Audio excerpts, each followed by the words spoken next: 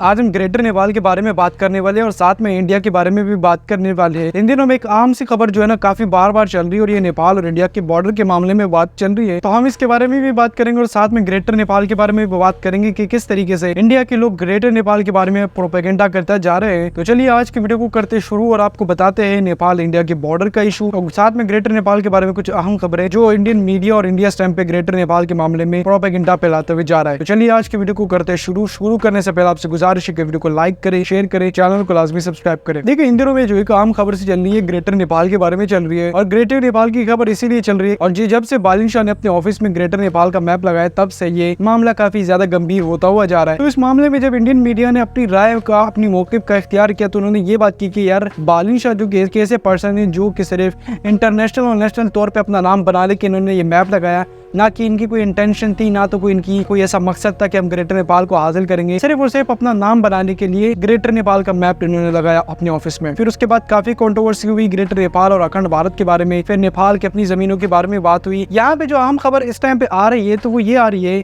मैंने आपसे कुछ दिन पहले भी एक अहम खबर शेयर की थी कि ग्रेटर नेपाल के बारे में कम खबर चल रही है कि इस टाइम पे जितने भी नेपाल के लोग इंडिया जाते और इंडिया से नेपाल आते तो उनके ऊपर जो है ना सख्त पाबंदी लगा दी जाए और जितने भी लोग हैं इंडिया के हो चाहे वो नेपाल के हो, जब तक पासपोर्ट और वीजा उनके पास ना हो तो तब तक इनको एक दूसरे कंट्री में दाखिल नहीं होना दिया जाए। जब तक लोग एक दूसरे कंट्री का वीजा ना ले, जब तक वो वीजे की फीस नहीं भरेंगे, तब तक वो एक दूसरे की कंट्री में दाखिल ना हो, एक दूसरे की कंट्री में जाया ना जाए, तो ये तब तक मसला जो है ना वो आम होता हुआ जाएगा। अब आप सबको पता है कि ग्रेटर नेपाल के बारे में किस तरीके से इंडियन मीडिया और इंडियन लोग बात करते हुए जा रही है कि किस तरीके से ग्रेटर नेपाल हो चाहे वो ग्रेटर नेपाल की जितनी भी जमीन है उनके बारे में बात की जा रही है कि ग्रेटर नेपाल की जो जमीन है वो हम तो वापसी नहीं करने वाले। इंडियन का मौक़िफ़ यह है, इंडिया का बात ये है, इसीलिए तो वो यही चाहते हैं कि इंडिया और नेपाल के बीच में ये जो रोटी बेटी का रिश्ता ये भी ख़त्म हो और हम जो है ना वो पासपोर्ट और वीज़े वाला सिस्टम लेके आए। पासपोर्ट और वीज़े वाला सिस्टम ये आएगा तो तब तो नेपाल और इंडिया को दोनों को फ़ायदा होगा, बट नुकसान उन लोगों को होगा जो आम रूटीन पे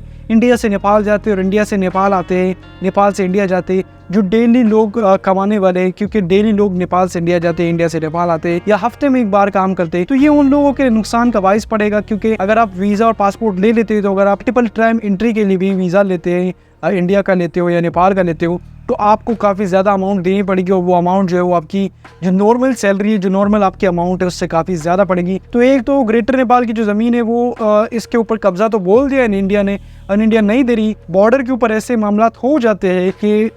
पासपोर्ट और वीज़े वाले सिस्टम बन जाते हैं तो भाई नेपाल के लोग अगर इंडिया जाएंगे तो उनको भारी मात्रा में फीस देनी पड़ेगी। अभी जो नॉर्मल फीस है उससे डबल देनी पड़ेगी, क्योंकि जब वीज़ा होता है, वीज़ा तो यार एक सिंगल टाइम का भी वीज़ा मिलता है और एक मल्टीपल टाइम एंट्री का भी वीज़ा मिलता है। अगर आप मल्टीपल टाइम का वीज़ा भी लेंगे, 3 महीने के लिए भी लेंगे, 6 महीने के लेंगे, तो उसकी एक लिमिट होगी कि भाई आप इतनी दफ़ा जो है नेपाल से इंडिया में विजिट कर सकते हो और इंडिया से नेपाल में विजिट कर सकते हैं, तो उसके बाद आपको अच्छी खासी अमाउंट देनी पड़ेगी। तो ये उन लोगों के लिए भी नुकसान का सामना करना पड़ सकता है, उन लोगों को भी जो लोग डेली नेपाल से इंडिया जाते हैं या हफ्ते में एक बार जाते हैं, जो लोग हफ्ते दूसरे मुल्कों में काम करके फिर इंडिया से नेपाल और नेपाल से इंडिया जाती, उन लोगों का नुकसान का सामना करना पड़ेगा। और ग्रेटर नेपाल के बारे में जो प्रोपेगेंडा किया जा रहा है वो ये प्रोपेगेंडा है कि नेपाल की ये जमीनें थी ही नहीं, ये तो ब्रिटिश ने इनसे ली थी और ब्रिटिश ने फिर ये इंडिया को दी है और इंडिया ये जमीनें अब किसी को नहीं देने वाला। इंडिया को किसी भी कीमत में ये जमीनें जो है ना नहीं देनी पड़ेगी, चाहे वो कोई भी इनके साथ वर्ल्ड वॉर 3 ही ना करने। इंडिया अपनी जमीनें किसी को भी ग्रेटर नेपाल के नाम पे नहीं दे सकता। इस टाइम पे ये मौक़िफ़ भी इस्तेमाल किया जा रहा है और साथ में ये भी बात की जा रही है कि ग्रेटर नेपाल कभी एग्जिस्ट नहीं हुआ करता था। तो ये सारी बातें इस टाइम पे इंडियन मीडिया में चल रही है और इंडिया के अंदर चल रही है। वीडियो अगर अच्छी लगी है तो वीडियो को लाइक लाजमी करेगा, शेयर करेगा, चैनल को लाजमी सब्सक्राइब करें।